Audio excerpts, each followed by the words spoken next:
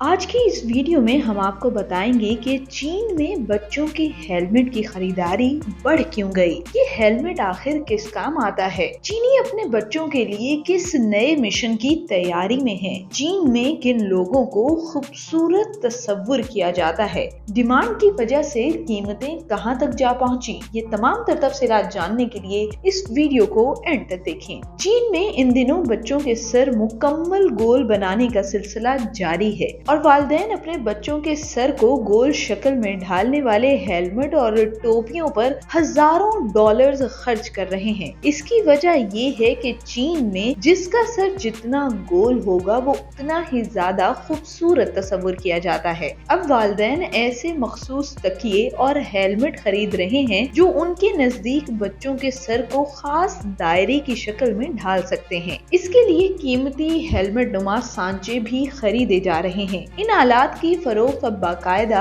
एक बहुत बड़ा कारोबार बन चुका है। दूसरी जानिब कंपनियों ने इसके लिए मखसूस चटाइयां भी बनाना शुरू कर दी हैं। इनमें सबसे मशहूर शय हेलमेट है, जो इनके ख्याल में चपटे सर वालों के लिए बहुत मुफीद साबित हो सकता है। वालिदैन दिन में कई घंटों तक बच्चों के सर पर हेलमेट नुमा सख्त टोपी बांधे रखते हैं। इनके ख्याल में इस उम्र में बच्चों का सर नर्म होता है और टोपी नुमा हेलमेट पहनने से वो खास शक्ल में ढल सकता है। चीनी सोशल मीडिया पर एक खातून ने इस इजाद की तारीफ करते हुए इसे मौजज़ाती इजाद करार दे दिया। उन्होंने कहा कि इस तरह इनके बच्चे का सर बिल्कुल गोल हो गया, जिस पर इन्हें मुसर्रत है। वालिदा के मुताबिक माहिरीन ने 7 माह की बच्ची के लिए बतौर खास एक हेलमेट डिजाइन करवाया, जिसके बाद उसका सर मुकम्मल तौर पर गोल हो गया। इस तरह एक और खातून ने बताया कि उनका सर पीछे से चिपटा था,